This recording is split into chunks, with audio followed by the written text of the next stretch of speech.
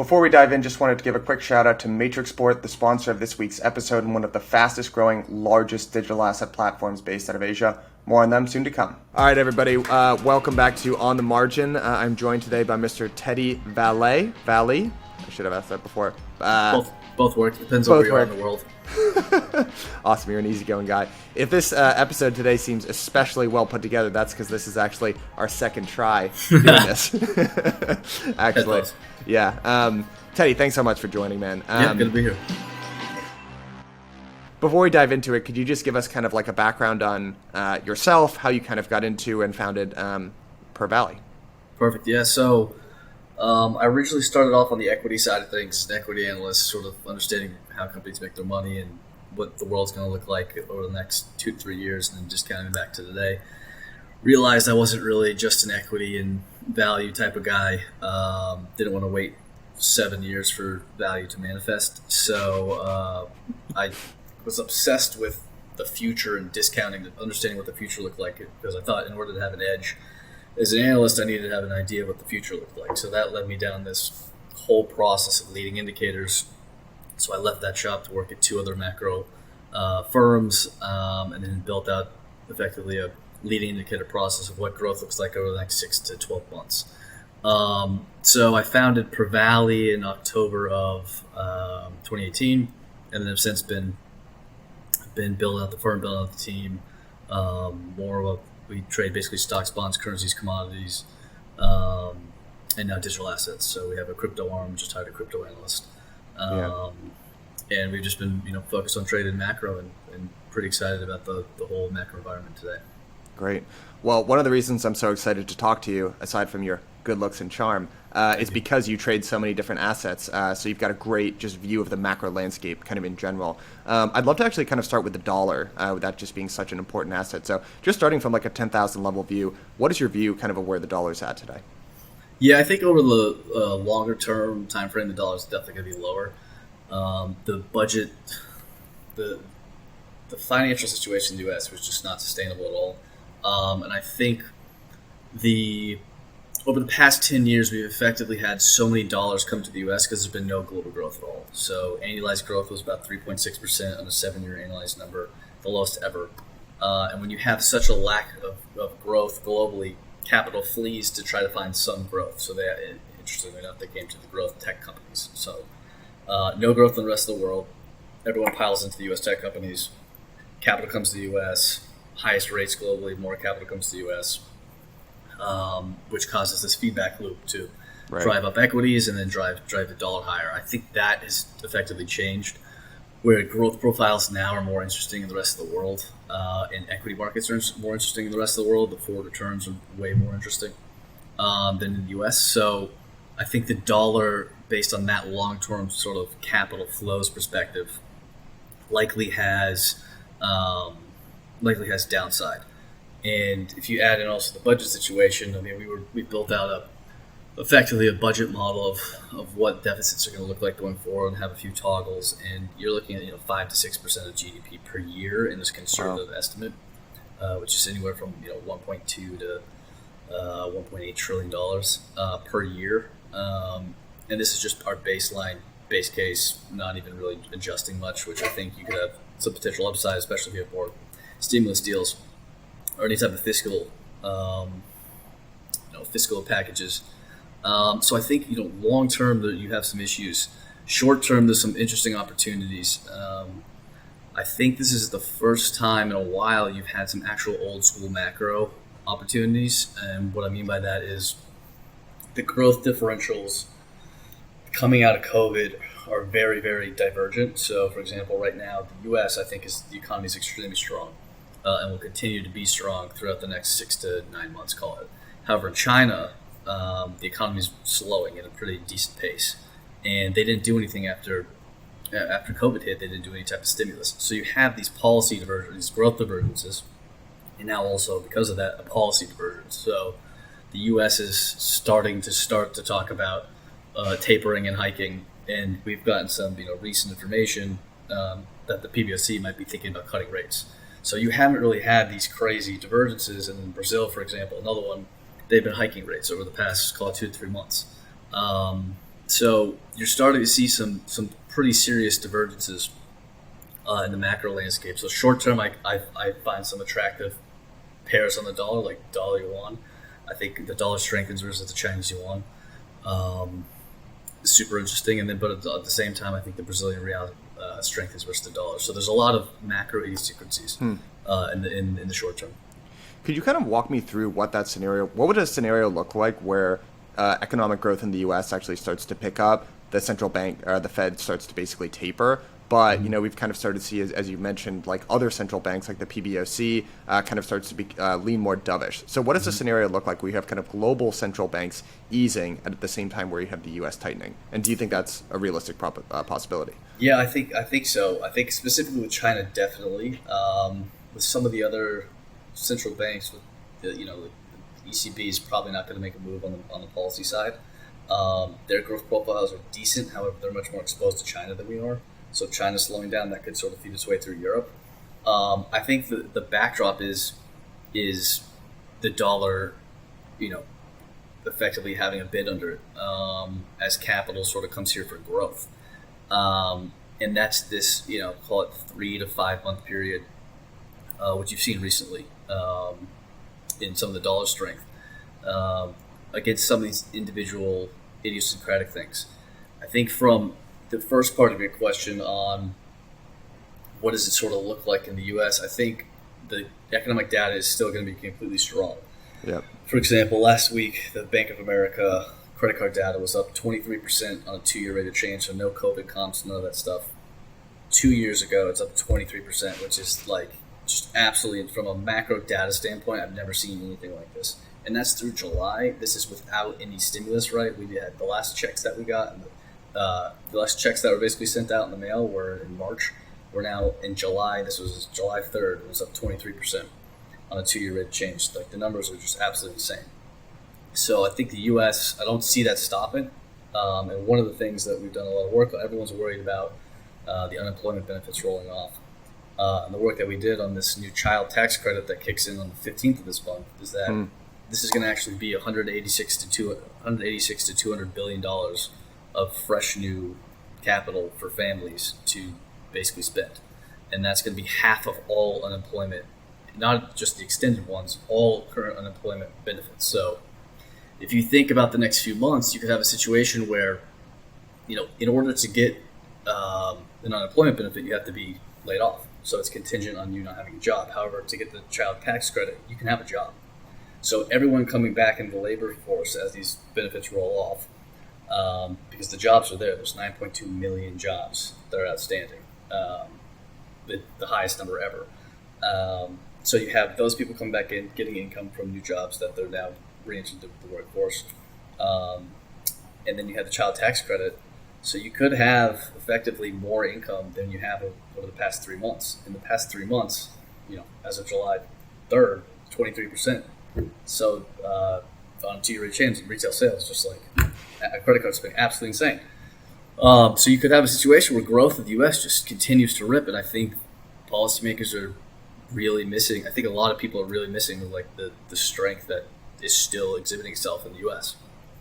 Absolutely. And I think a lot of the reason why it almost feels like the market doesn't know where it wants to go at this point is because price action hasn't been super telling recently, and we're kind of in between these two narratives of you've got some very, very compelling evidence that kind of you were just talking about that we're heading towards a more secular inflation type regime, but there's also a lot of deflationary forces at work too. So if I could just paint like kind of the case for actually deflation and then kind of hear what you have to say. At the same time, it seems like economic growth is kind of picking up. One of the things that I pay attention to when it comes to inflation is just commercial bank lending. And there was this great chart that I can kind of link to in the show notes, which just shows it dropping off a cliff.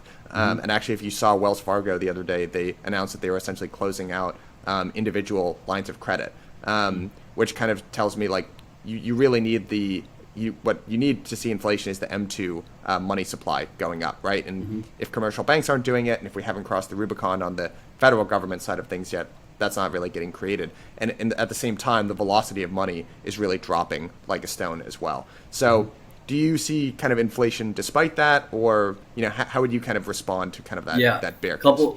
Perfect. Couple counterpoints on that. I think the commercial bank lending lags high yield credit spreads by about 9 months. So the spreads are now the tightest they've ever been in the history of the republic. So what you're going to see over the next few months is you should see a significant amount of lending from the commercial banking sector, given the fact that these credit spreads are so tight. Another economic data point that I would point to on that is the percentage of banks willing to lend. Now this is 3 months old, and what you just said with Wells Fargo could come into that and tighten this a little bit, but percentage of banks that are willing to extend credit for a credit card perspective is the easiest it's ever been. And I think that we had a revolving credit report that came out today that was the largest number. Don't quote me on this, but I believe I saw the headline. That was a huge number on revolving credit, which would comport and effectively validate that the banks are still, that lending is still very, very easy. So the commercial stuff typically lags, so I would try not to focus on that yet. To really focus on high yield credit spreads. If you see high yield credit spreads start to tighten and widen out, then that's a problem for lending overall. I think though on the deflation debate, I think longer term there's some structural issues, right, that you can't not address. Like demographics, the amount of debt that we have, technology, things that ultimately hold down the rate of inflation. But what I think people miss on the inflation side is that a lot of inflation has to do with the dollar. Everyone loves to talk about the 70s and what crazy stuff that was going on in the 70s. However, to me, a large driving force was that the dollar went down 20 to 30%. And if you have a progressive slow decline in the dollar, the price of everything else, given that the dollar's priced in, that commodities are priced in dollars, rises. So I think I think we're entering that sort of longer term bear market in the dollar, which could, it's not going to be 70s inflation, but you could have, 1 to 1.5 points higher than what we've had over the past decade. And also on the fiscal side of things, we haven't, the past 10 years, like I was saying before, we've been doing austerity. The world's been doing austerity. Europe was tightening their budgets. Japan didn't do anything. The U.S. consumer was deleveraging their balance sheet. That completely flipped. The U.S. consumer balance sheet's the cleanest it's ever been. Japan just passed an $800 billion stimulus program, and Europe has a $900 billion stimulus program that hasn't even started yet. That starts next year, for the next 2 years. So you have these fiscal drivers. It's not going to be gangbusters growth, but it's something that we have not had for the past 10 years. That's a totally different change in the economic landscape. For me to be really worried about inflation, I think you need to just see basically no more stimulus, no more fiscal stuff. And I still think it's way too early to say that we're going into sort of a lower inflation environment. The one thing that seems to be highly debated right now is that the rate of change of growth is slowing. Right. I mean, it's impossible for that not to slow. So I don't even know why this is a debate. Like, if you have this crazy comp that you're comping last year, it's impossible for that not to slow. So naturally, we're clearly going to be slowing. But the analogy I like to make is, if you have $100 in earnings and it grows to $200, it's a 100% growth rate. But then it grows another $100 again, that's another 50% growth rate.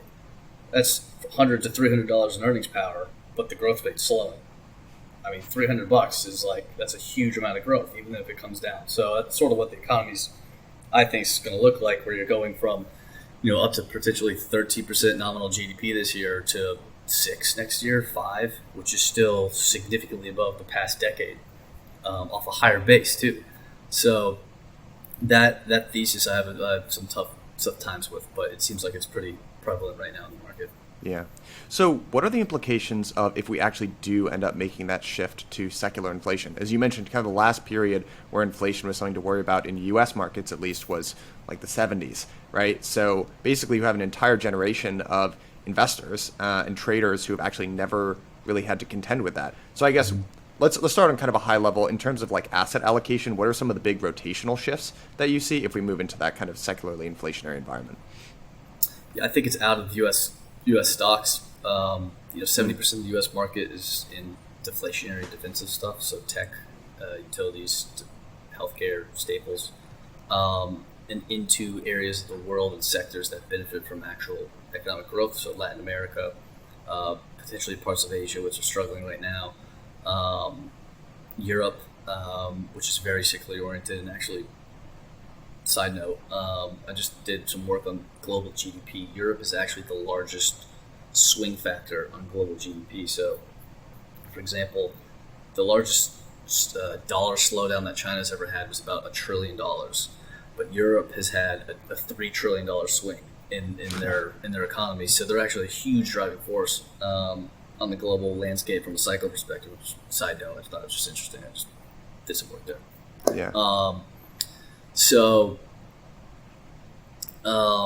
Overall, I still think the forces are still strong on a potential slowly higher inflation backdrop. Not crazy 70s inflation, but you're not going to want to be in equities in the U.S. for sure, and you're not going to be in bonds either, because I don't think bonds are going to do too well.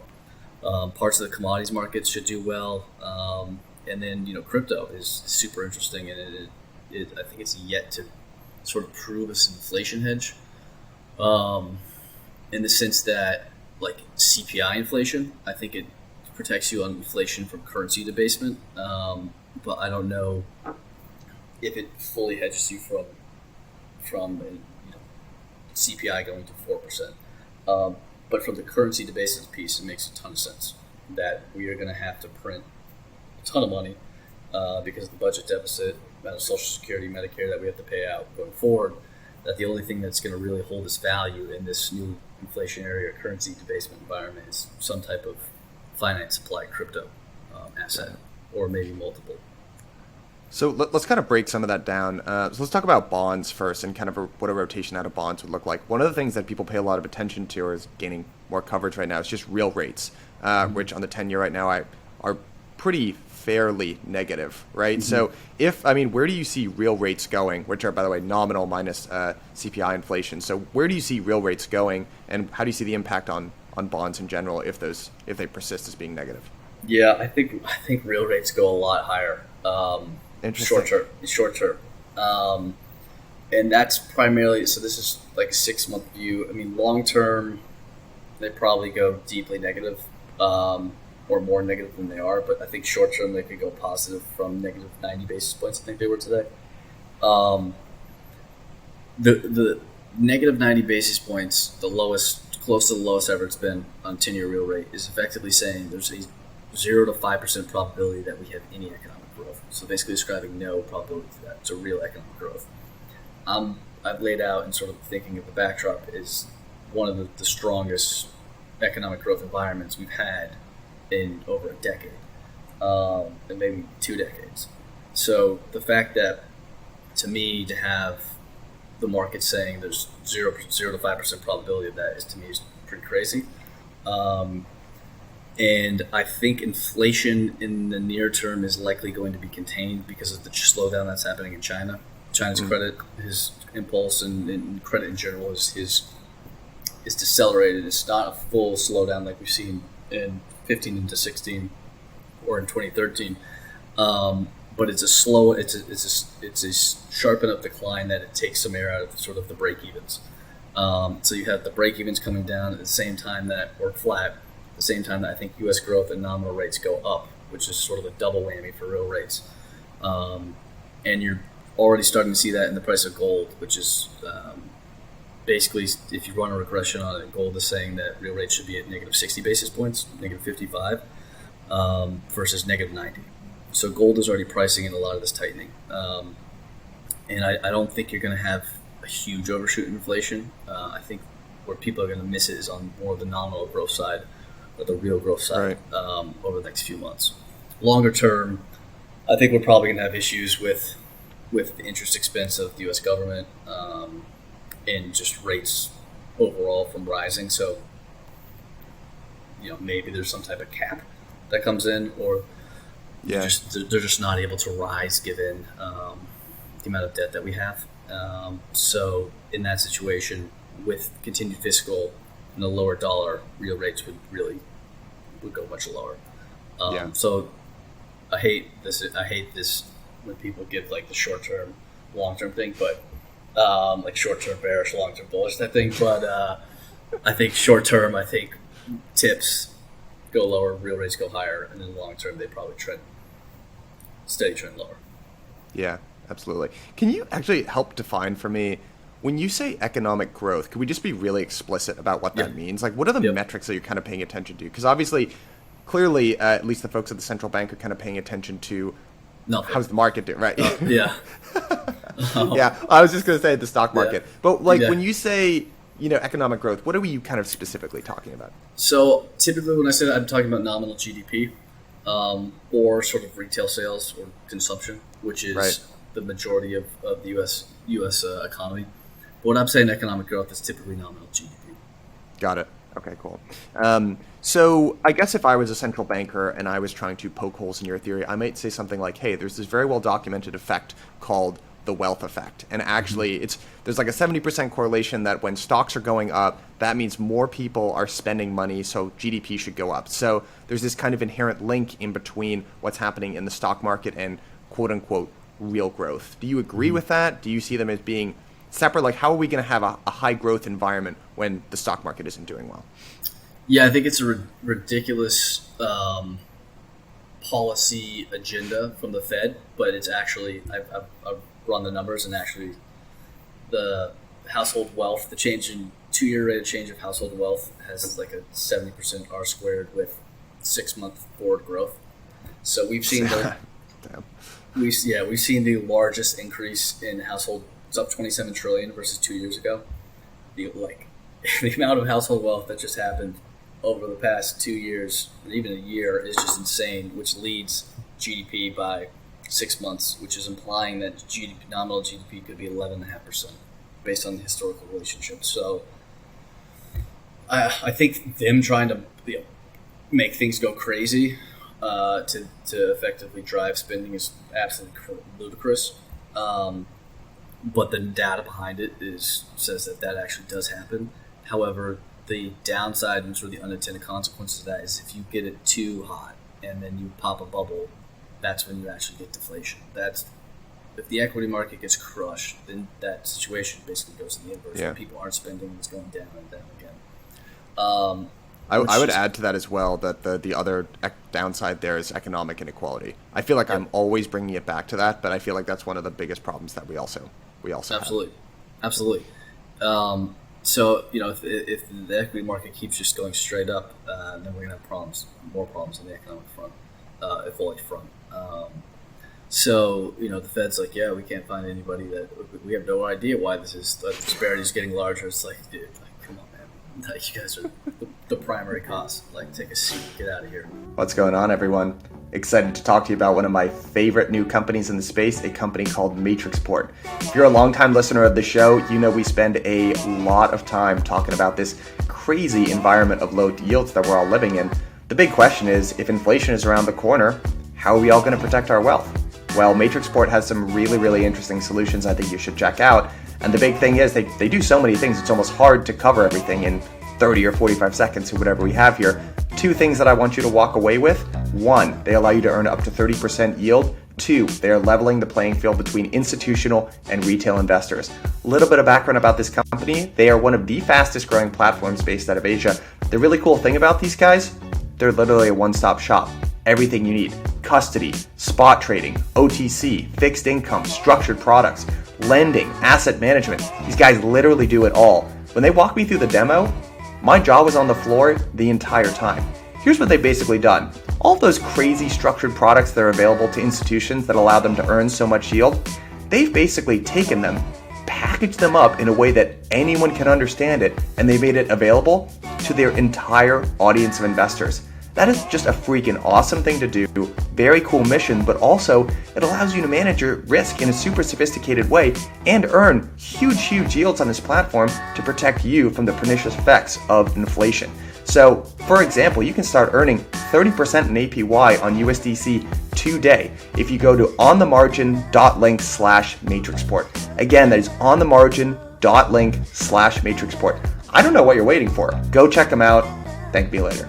Okay, let's get into kind of the equity side of this. A little while ago, I Yep. was listening to an interview you did back in May of last year, when times obviously felt a little bit more hectic than they do now. And you said that one of the observations that you had about the equity market was that they basically completely stopped discounting future events.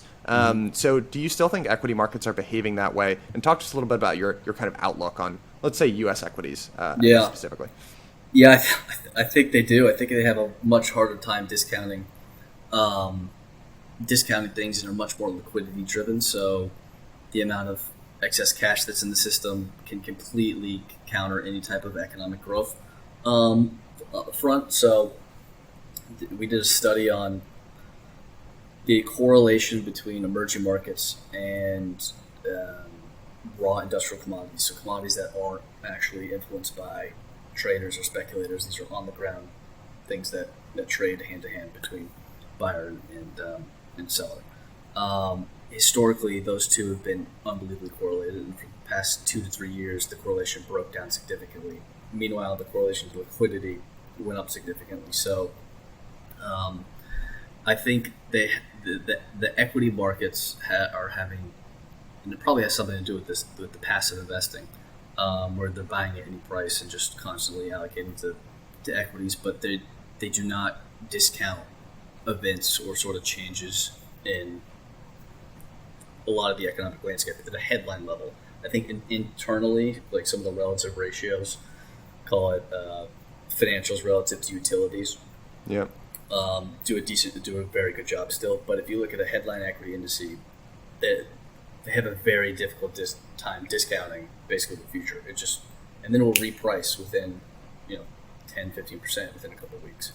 An example that I gave was like during COVID, Italy locked down, I think, and we were hit an all-time high. And it's just like, if you're doing any work and you're looking at what happens in what's going on in China, where they're welding people into their houses, and then you see Italy that's completely locked down the country, and we're hitting an all-time high. Like, how is that not at all discounted in the market? And then within a month, right, we repriced like 30%. So I think the equity markets,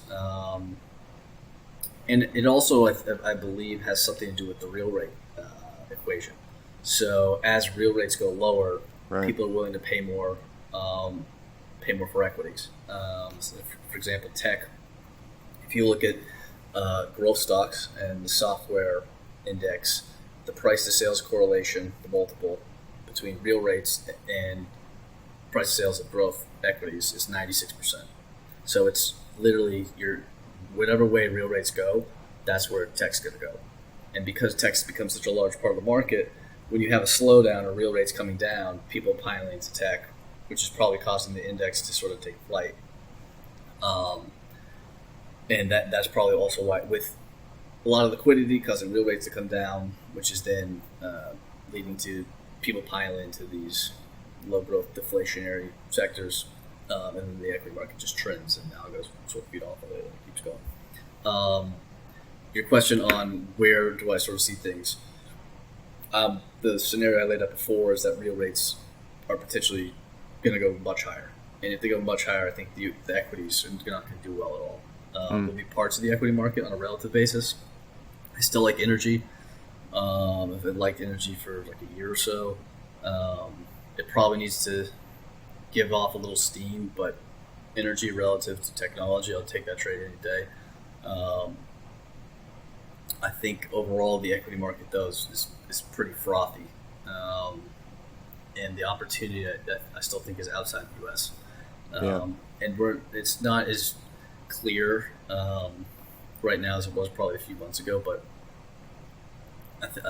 right now I'm not a huge fan of the U.S. equity market. Yeah. I think, one thing, our mutual friend Tyler Neville, he did this great interview with Russell Clark, and I wish I could say this was my own idea that I'm passing off as his, but I'll relay basically what he said, and I would love to get your take on it. So basically, he kind of put this idea out there that actually specifically tech is behaving in a pretty rational way, and the reason being because right now tech is essentially dominated by monopolies. So as long as those monopolies exist, there is a very realistic possibility that a company like Slack is going to be acquired by Salesforce for whatever it is, 20 times sales, right? So he was kind of like this idea, everybody learned back in the dot-com bubble that, hey, there's this very powerful idea of mean regression, and if you buy a company at 10 times sales, that's probably a bad idea. Whereas now there's actually a very rational reason that exists out there in the market why buying at 10 times sales is a good idea, because there's a very proven precedent that someone else is going to buy it for 20 or 25 times sales. Or if you're a Snowflake, the market's going to buy it at 100 times sales. I'm always picking on Snowflake. Sorry, Snowflake, but that's ridiculous. So I'd be curious to get kind of your thoughts on that. Yeah, I think it really relates to it's a macro trade also. It relates to the macro environment. So if global growth overall is really crappy, then people, and there's a lot of liquidity, people are going to be willing to pay that 20 times sales for Snowflake or whatever it is, right, versus 10 times. However, if you have a tightening or higher real interest rates, I have very high conviction that you're not going to be willing to pay that same price, which is also, we can prove with the data that given the correlation with the multiples. So the business model might continue to do well. I have no problem with the business model. Actually, I think a lot of these companies have some of the best business models in the world, but the multiple at which investors pay for those businesses, I think, gets re-rated. And when you have higher real rates, less liquidity overall, that analysis and sentiment towards what you pay for something completely flips. And we haven't really seen, over the past 3-4 years, we have not seen. So I think the high end, actually I know when the high end interest rates was October of 2018. Actually, when I started the firm, and since October 2018, we've gone in one direction. So we haven't really had any alternative data points of, for example, higher real rates to counter that view. But I suspect that if I'm correct on where real interest rates go over the next 6 to 9 months, that the multiples of these companies are not going to be the same.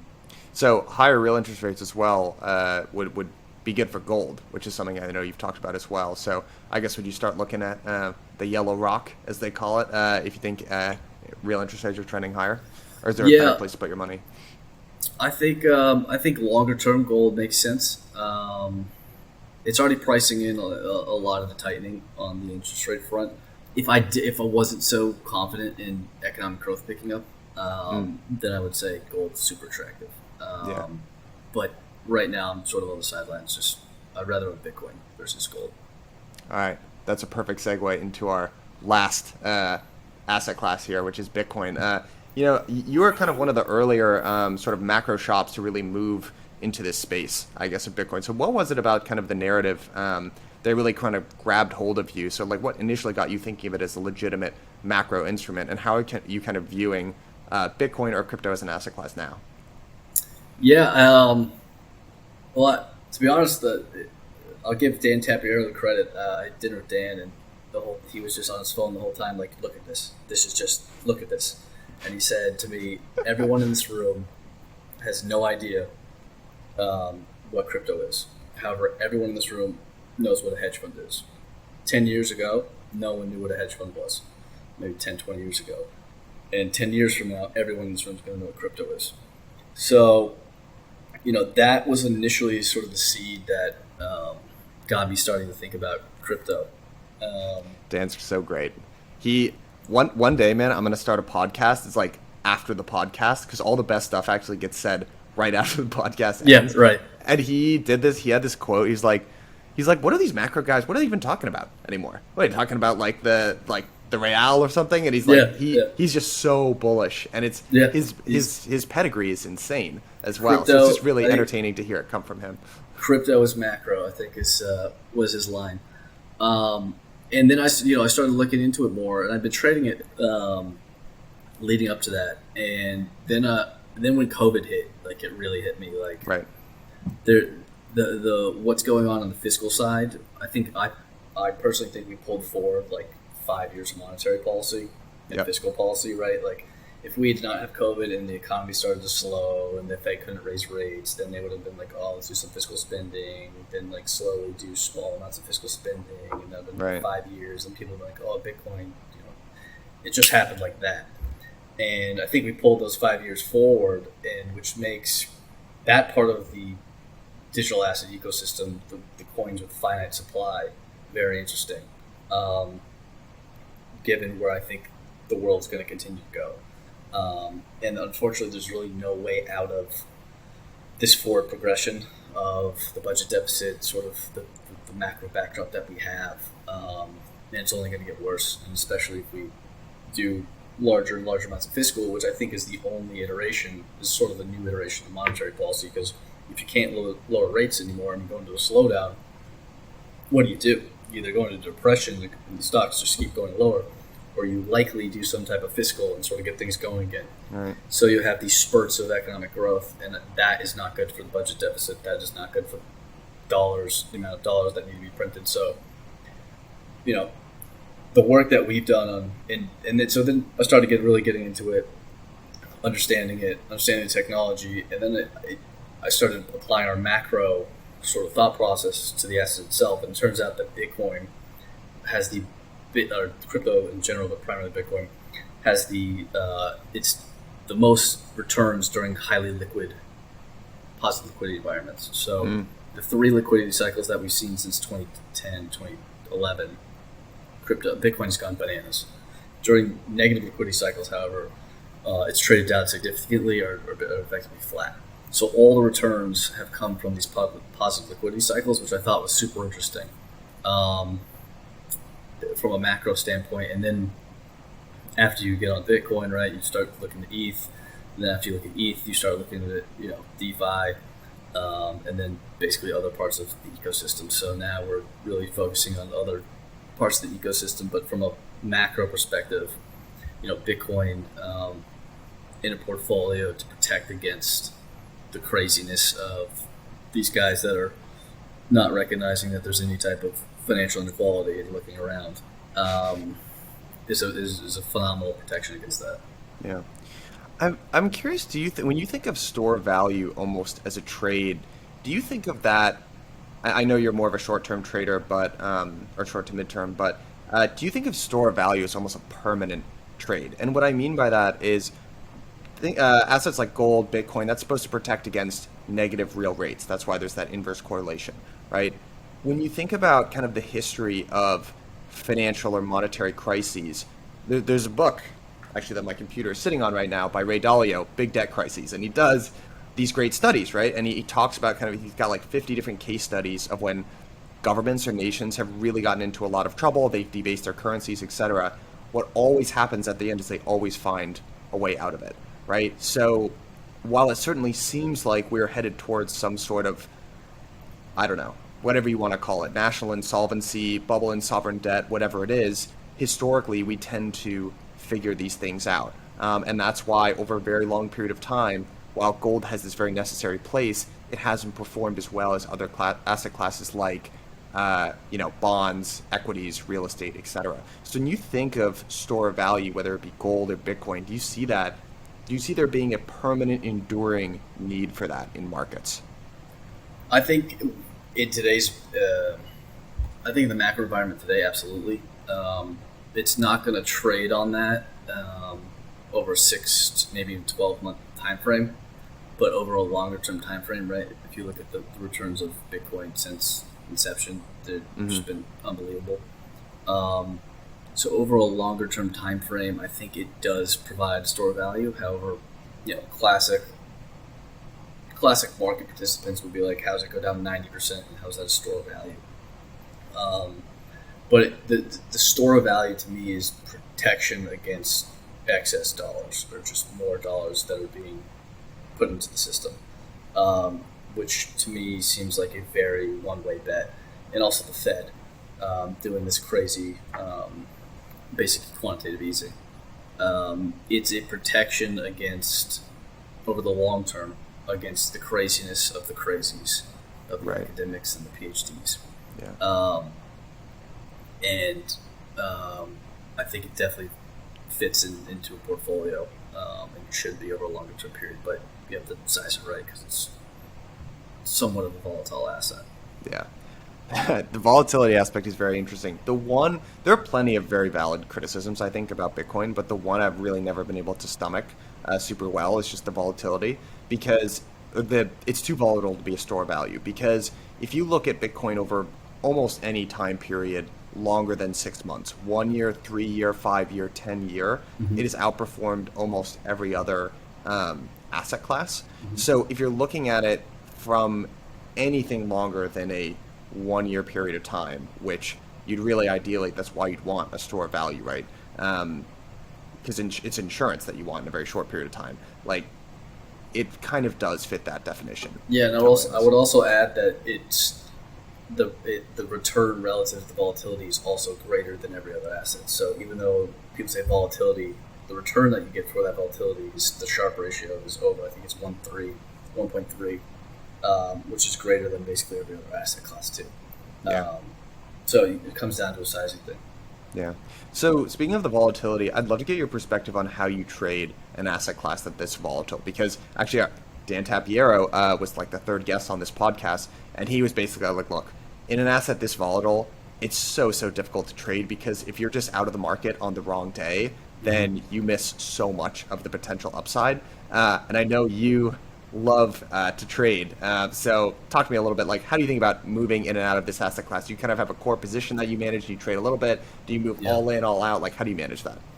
Yeah, so the way I sort of like to think about it is I say, okay, I think it's going to be a fixed part of the portfolio, and then sizing that. So of the crypto allocation, I'd say 50% is Bitcoin and ETH, and the Bitcoin allocation we're primarily trading.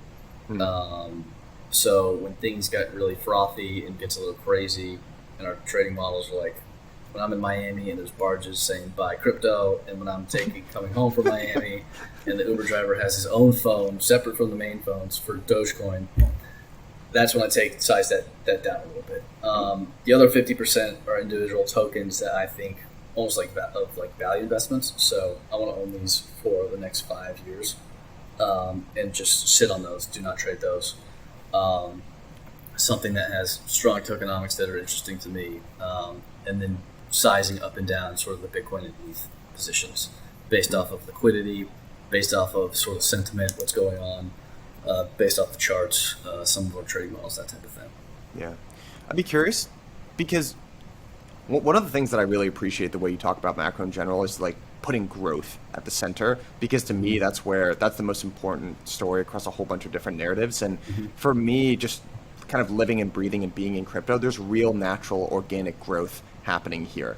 And in traditional financial markets, I mean, people love to point at central banks and say, hey, this is your fault, look at what you're doing debasing the currency. They wouldn't be doing that if there was real genuine growth happening, right? And you can make a powerful argument that they're actually making it worse by adding debt and printing currency, et cetera. But like, they wouldn't be doing what they're trying to prop the system up, essentially, because there isn't genuine growth that's actually happening. So I really don't think it's totally fair to point the finger at them. But in crypto, there's a lot of bona fide genuine growth happening. Obviously, there's kind of the store value narrative around Bitcoin that has kind of taken hold. I've actually never heard you talk about ETH. So are you kind of looking at other crypto use cases or other crypto assets? Like, how do you look at the space beyond just Bitcoin? Yeah, I think ETH is super interesting from a build out of basically effectively anything. What I love about X sort of Bitcoin is like, if you can envision it and think it, you can build it. So you have basically a painting, and you can paint whatever you want, however you want, in any way, because of the technology. So I'm looking for paintings that are super interesting to me. So for example, things that are going to be around that have tokenomics that we can actually value, like SushiSwap, for example, which pays out 5 bips of every transaction to the token holders. You could say, okay, given the amount of revenue that and volumes that the token generates, what does this look like going forward? Therefore, what is the trade on a price to sales basis or under a dividend discount model or something like that? And you can actually say this is, if, for example, it trades in line with Uniswap or the New York Stock Exchange, this is sort of where it should trade. So finding individual use cases like that are super interesting. ETH, is unbelievably interesting just because of what's being built on top of it. I think there's other sort of layer ones that are also super interesting, and I think there'll be multiple. I don't think there's going to be an individual sort of winner takes all. Um, so the other part of the space, I think honestly, some of the other parts of the space are even more interesting than Bitcoin itself. And what I worry about Me too, man. Me too. what I worry about potentially with Bitcoin is, why can't it's the OG, but why couldn't someone create the exact same code and call it, TEDcoin? And then everyone has faith in TEDcoin. It's the exact same thing, and that's what I worry about sometimes with Bitcoin, where something could basically unseat it, or anything sort of in the space, given that it's all open source. So that's something I think about a lot. Can I present an alternative viewpoint to that? Because I also think so. We mentioned, yeah, or I was just talking about basically, if you look over a long enough time period, gold actually tends to underperform almost every other major asset class. And I saw this chart on Twitter and I was like, why is anybody owning gold, yada, yada. And then I kind of sat down and thought about it and said, actually, that's kind of how it should be. Because if gold is a true international form of money, right, sovereignless form of money, money should underperform every other asset class, right? You want productive asset classes that have a higher rate of return than gold. Because money is like the hurdle rate, essentially, the cost of capital. And that's how I kind of see Bitcoin. I think it has done a phenomenal job at creating money, being a form of money. But if you're looking out 20 or 30 years into the future, you don't really want your form of money to have a higher return than all of these other different types of assets. And if you look at gold, the unique role that it has in the financial system, it's the thing that everyone trusts, right? And finance in general is made up of all these like relationships that get reinforced by traders and people believing it's true. I don't think you're ever going to win that in the traditional. I don't think Bitcoin will ever actually win that from gold. But I think there's this new crypto economy that's being created, and all of those relationships are still up for grabs. And Bitcoin has now won the store of value in the crypto economy. So my personal viewpoint is that DeFi, NFTs, DAOs, all this stuff that is really far off, and I think it is really far off, but it should be, and 10 orders of magnitude larger than Bitcoin, because you're actually creating an entirely new organization structure for an economy, and you don't want the real money supply to be that much of that. Honestly, it's kind of a failure if it is. And I would add another point to that is the size of the asset. As the size of the asset grows, the return profiles, go lower. Yeah. So that's also tied back to equities, why I'm worried about sort of the U.S. equity market over a longer term period. The amount of, right now it's about 35% of U.S. balance sheets are tied up in equities, which is the largest that it's been. So if everyone's already owning it and it's already such a big percentage of the market itself, then how do you have higher returns going forward? So Bitcoin right now is such a large asset relative to everything else that the return profiles likely look a lot different. I mean, they're going to be phenomenal, but relative to some of these smaller things that are emerging, that are growing, that Bitcoin probably allowed for them to have this sort of growth trajectory through basically being invented. That stuff is unbelievably fascinating. You could go up 10x in a couple of weeks, like we saw earlier this year.